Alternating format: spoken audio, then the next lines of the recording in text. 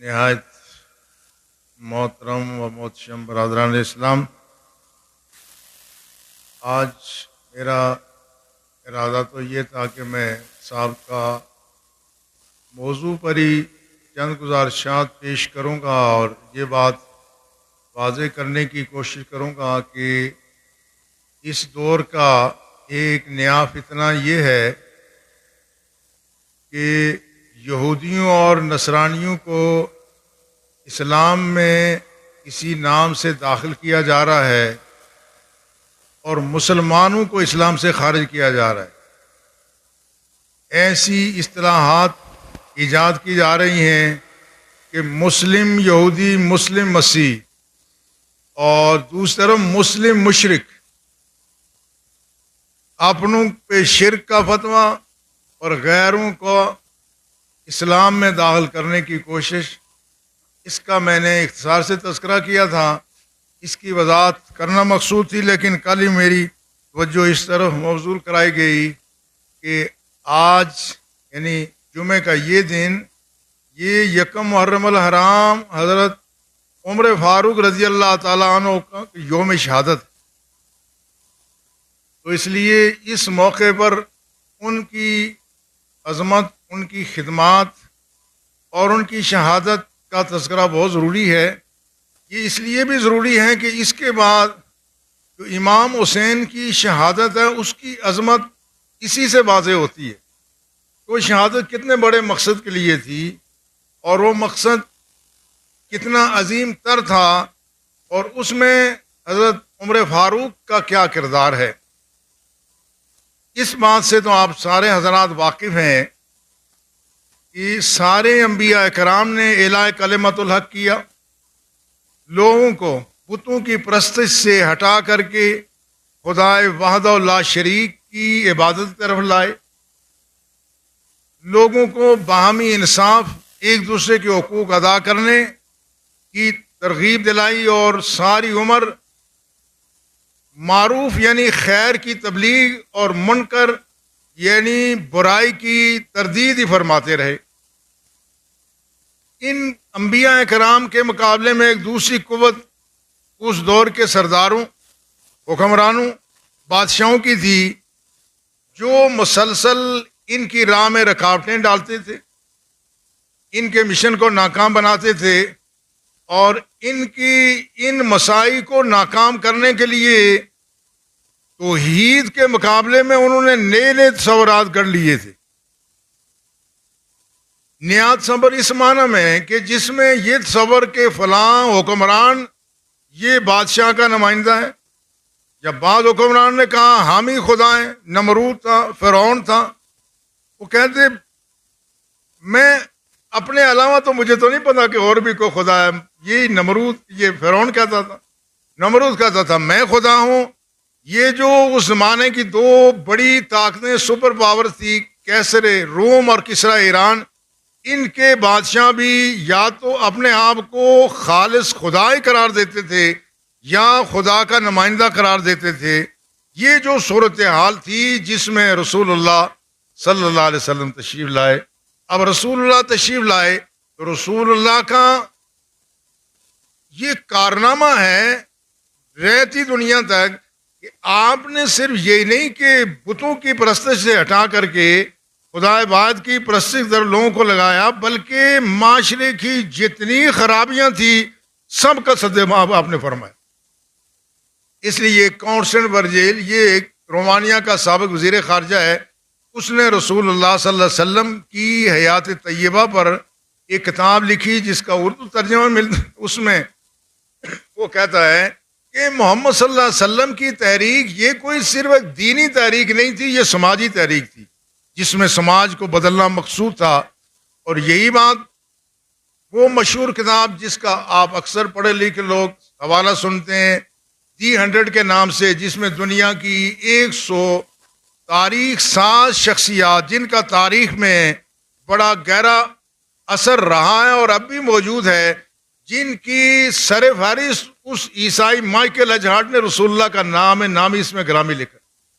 کہتا دنیا میں آئے اور بہت لوگ آئے جن کے اثرات موجود ہیں، لیکن وہ کہتا ہے کہ جتنے انسانیت پر محمد صلی اللہ علیہ وسلم کے اثرات ہیں دوسرے کسی کے نہیں.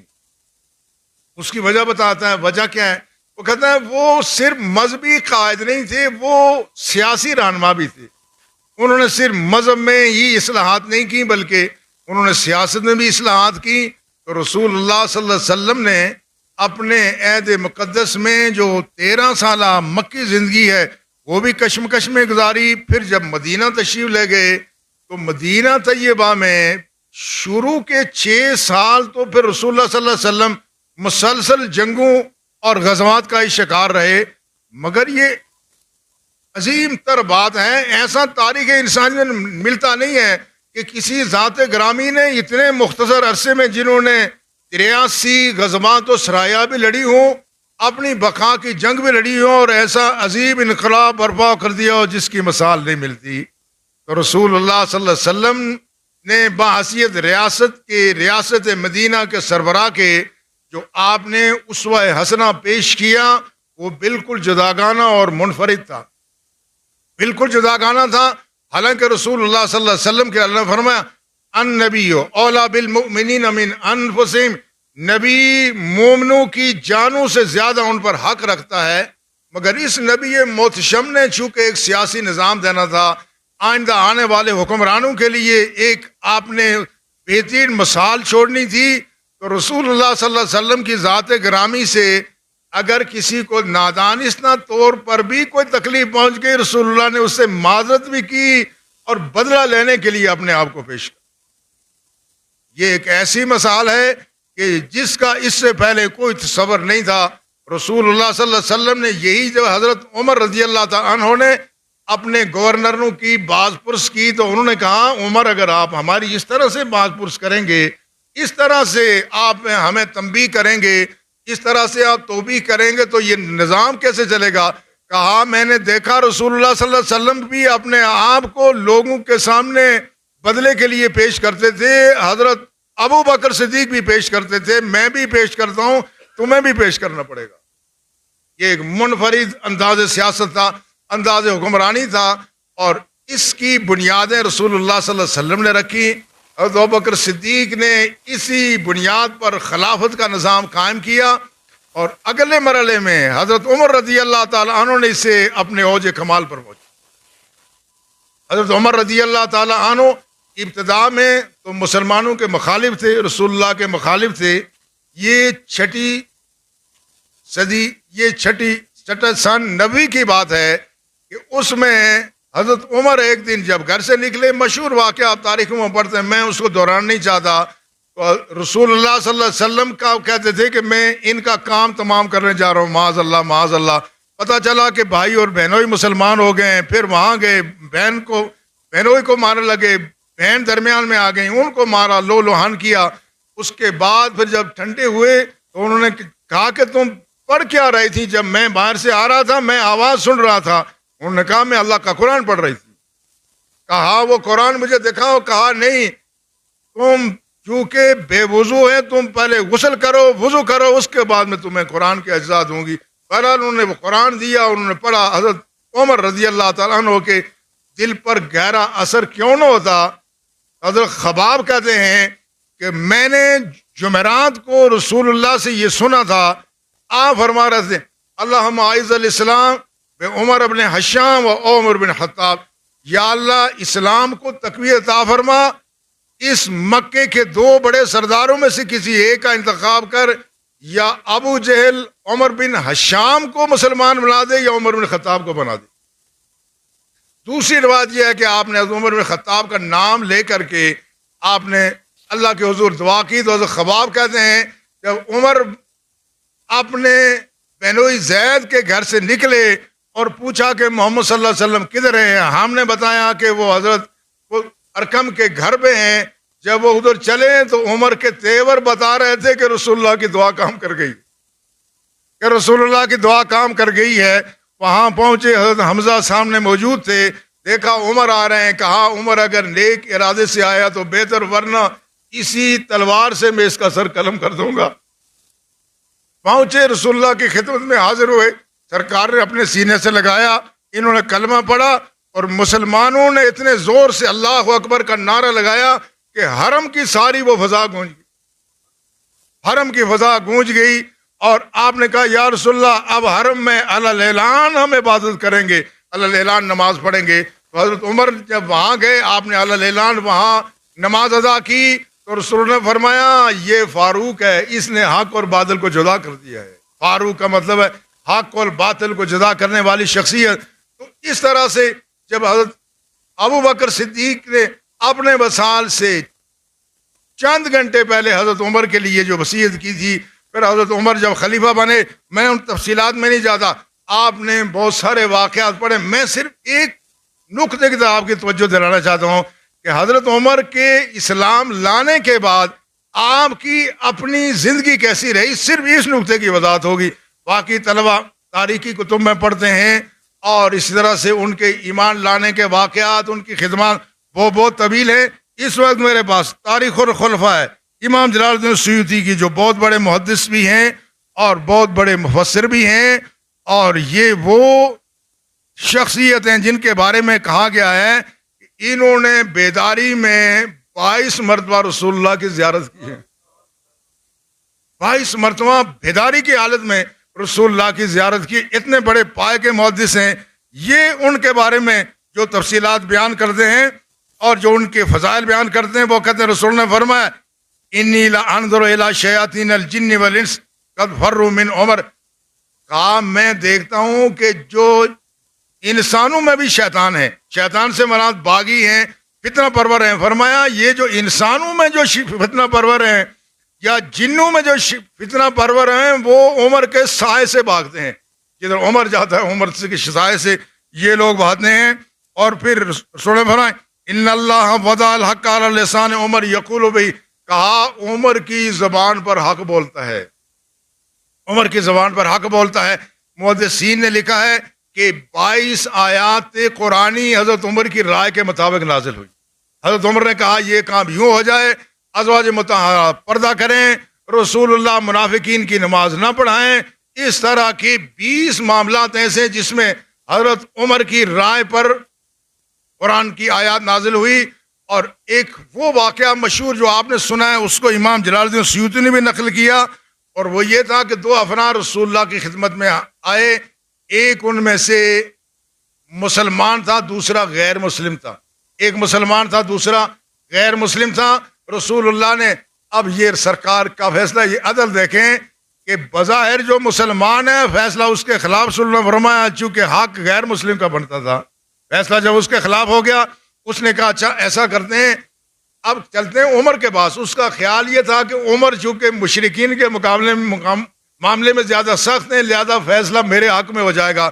جب وہ وہاں گئے جا کے بتایا، وہ جو غیر مسلم تھا اس نے کہا ہم اس سے پہلے رسول اللہ سے فیصلہ کرا چکے ہیں، میرے حق میں رسول اللہ نے فیصلہ کیا، آپ نے فرمایا تم ٹھہرو میں ابھی تمہارا فیصلہ کرتا ہوں۔ تو اندر تشریف لے گئے اور تلوار لے کے آئے، تلوار لے کر کے اس منافق کا سر قلم کر دیا۔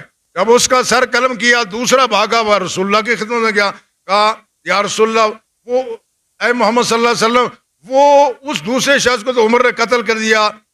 رسول نے فرمایا میں اس بات کی توقع نہیں کرتا کہ عمر کسی مسلمان کو قتل کرے گا، مگر منافقین نے شور مچایا، دیکھو اب عمر اتنا جری ہو گیا ہے کہ وہ مسلمانوں کو قتل کر رہا ہے۔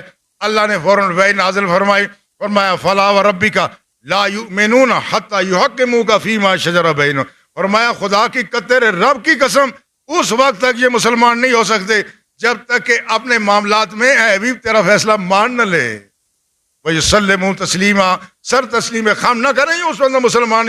اللہ نے حضرت عمر کی برات ظاہر کی، رسول نے فرمایا اللہ نے عمر کو بری کر دیا، لہذا جو مارا گیا اس کا خون حضر ہے، یعنی اس سے کسی قسم کا کوئی معاوضہ نہیں ہے۔ یہ حضرت عمر کی شان ہے کہ آپ نے کس طرح سے حق کا ساتھ دیا اور کس طرح سے آپ نے فتنوں کو روکا۔ اور آپ نے ایک اور حدیث بیان فرمایا، رسول نے فرمایا لا، آپ نے فرمایا ہذا غلق الفتنہ، فرمایا یہ جو شخص ہے نا اس نے فتنے کا دروازہ بند کیا ہوا ہے۔ حضرت عمر کے لیے فرمایا یہ فتنے کا دروازہ بند کیا ہوا ہے۔ اور پھر اس کے بعد فرمایا واشار بیدی، عمر حضرت عمر کے لیے کہا لا یزال بینکم و بین الفتنۃ باب شدید الغلق ما شہادہ بین اظہرکم، کہا جب تک عمر تمہارے درمیان موجود ہے کوئی فتنہ سر اٹھا نہیں سکے گا، کوئی فتنہ سر نہیں اٹھا سکے گا جب تک عمر تمہارے اندر موجود ہے۔ اور حضرت عمر جب آپ خلیفہ بنے اس کے بعد کی جو صورتحال ہے اس پہ بڑی توجہ کی ضرورت ہے کہ آپ نے خلیفہ بننے کے بعد آپ کی زندگی میں کہ کیا تبدیلی آئی اور کیا کس طرح سے آپ نے خلافت کی، یہ بات یہ خاص طور پہ توجہ کا مرکز ہے۔ وہ جو نظام رسول اللہ نے دیا تھا، فرمایا سید القوم خادمہم، جو قوم کا بڑا ہوتا ہے، رہنما ہے، حکمران ہوتا ہے، وہ بنیادی طور پہ ان کا خادم ہوتا ہے۔ یہ سیاست نام ہی اسی بات کا ہے، سیاست نام ہے خدمت کا، سیاست نام ہے لوگوں کے حقوق کی رعایت کا، سیاست نام ہے غریب پروری کا، سیاست نام ہے عدل و انصاف کے قیام کا۔ وہی سیاست آپ کا عمر کی ذات میں نظر آتی ہے، اور انہوں نے حدیث نقل کی ہے جب آپ امیر المومنین بنے تو آپ نے فرمایا، آپ نے انہا من مال اللہ، آپ نے فرمایا یہ جو بیت المال ہے یہ اللہ کا مال ہے، یہ بیت المال اللہ کا مال ہے۔ وَقُلَّ مَاذَا لِيَحِلُّ مِن مَالِ اللَّهِ تَعَالَى قَالَ إِنَّ اللَّهَ، آپ نے کہا عمر کے لیے حلال نہیں ہے من مال اللہ الا حلتین، دو جوڑے کپڑوں کے علاوہ عمر کے لیے حلال کچھ نہیں ہے۔ بعض لوگ یہ سمجھتے ہیں کہ شاید وہ سادگی کا زمانہ تھا تو لہذا کپڑے 2-3 جوڑے ہی ہوتے تھے، یا اس زمانے میں کوئی ایسے ہیرے جواہرات ہوتے نہیں تھے، یا اس زمانے میں اتنے خدام اور یہ لاؤ لشکر اور پروٹوکول نہیں تھا۔ نہیں، ایسی بات نہیں ہے۔ کیسر و کسریٰ میں اتنا لاؤ لشکر تھا کہ ان کا آخری حکمران جب کسریٰ ایران کا بھاگا تو اپنے ساتھ سینکڑوں گویوں کو لے کے بھاگا، سینکڑوں باورچیوں کو لے کر کے بھاگا، تھا بہت کچھ، لیکن رسول اللہ صلی اللہ علیہ وسلم نے جو جس طرح سے زندگی گزاری تھی، عمر کے سامنے رسول اللہ کا اسوہ حسنہ تھا۔ اب عمر نے کہا میرے لیے 2 جوڑے ہیں، حلۃ للشتاء و حلۃ للصیف، ایک پورے گرمیوں کے مہینے میں پہنوں گا اور دوسرا سردیوں کے موسم میں پہنوں گا، 2 جوڑے میں لوں گا۔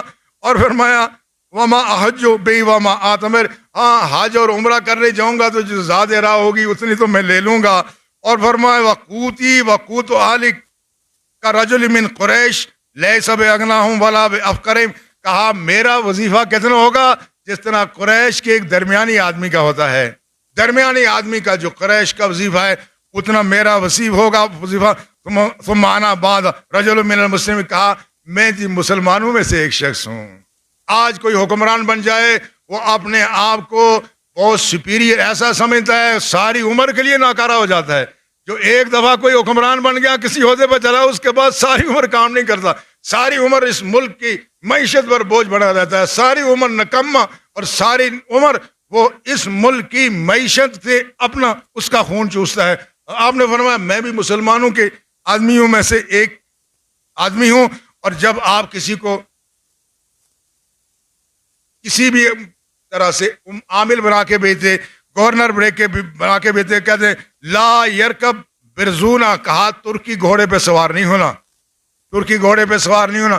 آج ہمارے یہ ہوتا ہے کہ مرسیڈیز گاڑیوں کے بغیر تو ہمارے وزراء سفراء اور یہ ہمارے سیکرٹری صاحبان اس کے بغیر تو یہ جب تک جناب کروڑوں کی مالیت کی گاڑی نہ ہو یہ اس میں قدم ہی نہیں رکھتے۔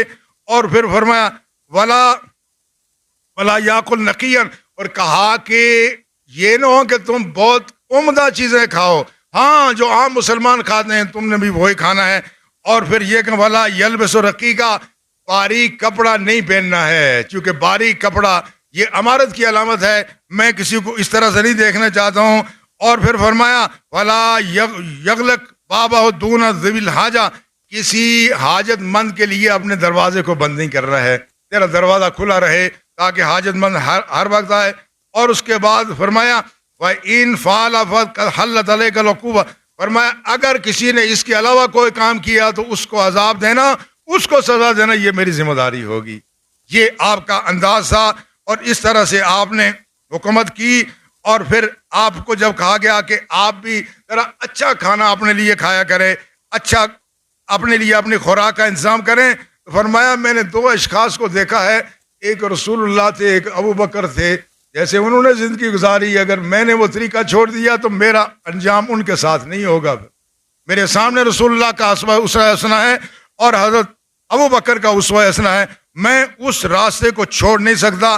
اور ایک مرحلے پر آپ کو پیش کیا، آپ کو گھی بھی پیش کیا گیا، گوشت بھی پیش کیا گیا، گھی بھی پیش کیا گیا. فَأَبَا يَأْكُلَهُمَا وَقَالَ وَاحِدٌ مِّنَّا آدم، کہا مجھے 2 سالن کیوں دے رہے ہو، مجھے گھی بھی دے رہے ہو، گوشت بھی کا سالن بھی دے رہے ہو، یہ کیوں دے رہے ہو؟ میرے لیے تو ایک ہی سالن کافی ہے، ایک ہی سالن کافی ہے. آپ دیکھیں آج جب ہم کہتے ہیں یہ محض ان حضرات کی سیرت بیان کرنا مقصود نہیں ہے، اس کا مقصد یہ ہے کہ ہمارے دل میں خواہش پیدا ہو کہ ایسے حکمران ہمیں ملے. یہ محض خراج عقیدت نہیں ہے، یہ اس بات کا اعادہ ہے، یہ عید ہے کہ ایسے حکمران ہمیں بھی ملے کہ جو اس طرح سے زندگی گزاریں. پاکستان کے ایک بڑے سیاسی لیڈر نے دوسرے بڑے سیاسی لیڈر کی کچھ عرصہ پہلے دعوت کی، 70 ڈشیں وہاں بنائی، اخبار میں 70 ڈشیں بنائی گئیں. اب اندازہ کرو اب یہ لوگ یہ کہ ان کے دل میں کیا اپنی پبلک کے لیے کوئی ہمدردی ہو سکتی ہے. عمر کہتا ہے میرے لیے یا اگر گوشت ہے تو گھی نہیں لوں گا، گھی ہے تو گوشت نہیں لوں گا، چونکہ ایک سال میرے لیے کافی. اہل ایمان، یہ وہ انداز حکمرانی تھا جو آپ دے کر کے گئے. آج ہمیں جب ہم ان کو خراج عقیدت پیش کر دیں تو خراج عقیدت پیش کرتے وقت ہمارے دل میں یہ تمنا پیدا ہوتی ہے کہ کاش ہمیں بھی ایسے حکمران میں اثر ہوں. ان کا دیا ہوا جو سوشل ویلفیئر اسٹیٹ کا پہلا تصور آپ نے دیا، اور عملاً روئے زمین پر جو فلاحی ریاست قائم کی وہ حضرت عمر نے قائم. اس سے پہلے فلاحی ریاست کا کوئی تصور نہیں تھا. بچہ شکم مادر میں ہو تو اس کا وظیفہ لگ جائے، تعلیم اس کی مفت ہو، اور اس میں مسلمان ہو یا غیر مسلم ہو، جو کمزور ہوں، جو نادار ہوں، اپاہج ہوں، ان کے لیے تمام وظائف ہوں. اور اگر کوئی شخص معذور ہو تو اس کے لیے باقاعدہ آپ نے خادم مقرر کیے جو اس کی پوری طرح خدمت کریں. یہ نظام اہل مغرب نے کئی جگہ اپنا لیا، اسلام قبول نہیں کیا مگر عمر کا نظام لے لیا. اسلام قبول کیے بغیر عمر کا نام. ہم کہتے ہیں یہ اسلامی جمہوریہ پاکستان ہے، پر سچ یہ ہے کہ نہ یہاں اسلام حقیقی معنوں میں نہ یہاں جمہوریت ہے. یہ ہے اسلامی جمہوریہ پاکستان، اور حقیقی معنوں میں نہ اسلام نظر آتا ہے، نہ حقیقی معنوں میں جمہوریت نظر آتا ہے. وہ غیر مسلم انہوں نے اسلام کا نام نہیں لیا مگر انہوں نے حضرت عمر کا نظام لے لیا ہے. خاص طور پر میں اکثر ناروے جاتا ہوں تو ناروے جو جدید ناروے کا بانی تھا گراشن، اس نے جب اپنے ملک کا نظام بنایا تو اس نے کہا میں مسلمانوں کے سیکنڈ کیلیف عمر کی نظام کے مطابق ناروے کا نظام بناؤں گا. ناروے کا نظام بنا. ناروے کا نظام کیسے بنا؟ آج ناروے کا وزیر اعظم صبح سویرے اپنے بچوں کو پرائیویٹ گاڑی پر چھوڑنے کے لیے اسکول خود جاتا. یہ کوئی صحابہ کے، آج ہم کہتے ہیں یہ صحابہ کے دور کی بات نہیں ہے، یہ اس دور کی بات ہے. یہ چند سال پہلے میں ناروے میں گیا، آج بھی وہی نظام. آپ کہتے ہیں ہمارا پرائم منسٹر صبح اپنی پرائیویٹ کار پہ اپنے بچوں کو جا کے اسکول چھوڑتا ہے، اور اسکول کا تعین کونسل کرتی ہے. وزیر اعظم خود نہیں کہتا کہ فلاں اسکول میں میرے بچے جائیں گے. اس کا فیصلہ اس ملک کے اداروں نے کرنا ہے، اور پھر واپس جب آتا ہے تو اس کو سرکاری گاڑی پر سرکاری ڈرائیور لے جاتا ہے.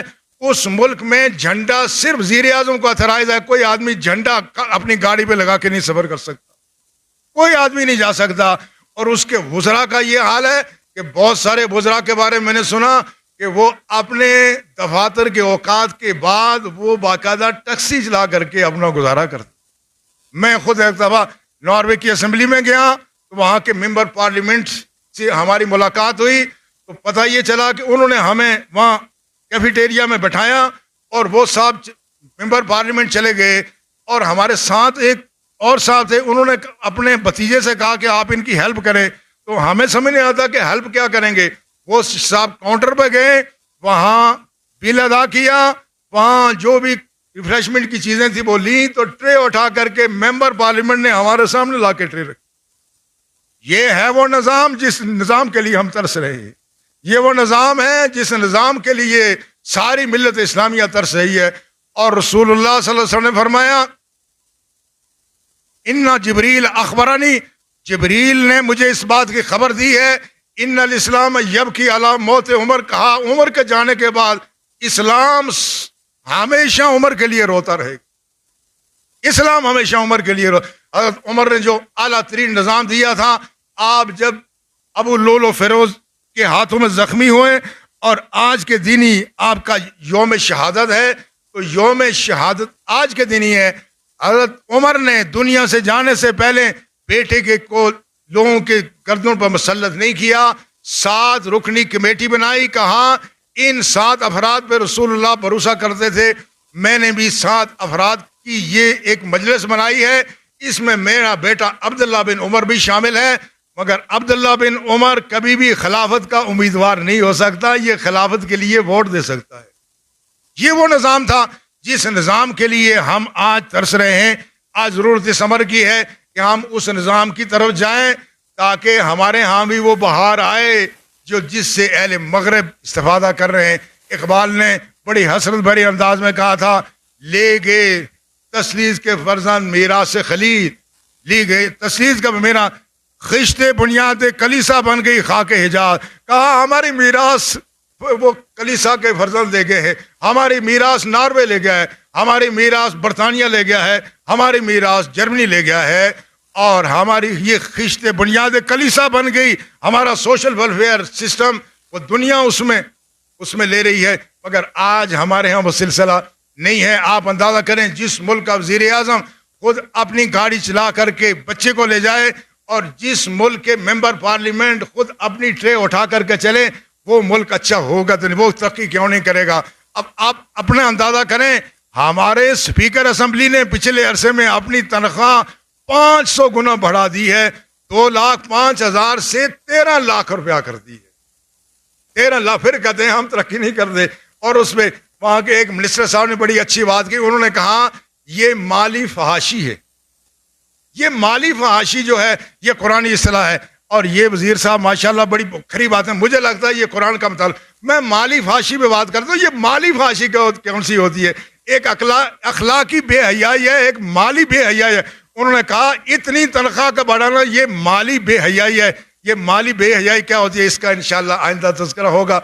अल्लाह ताला हमारे उस अजीम माजी को एक दफ़ा हमें फिर देखने की तौफीक अता फरमाए। वमा अलैना इल्लल बलाग।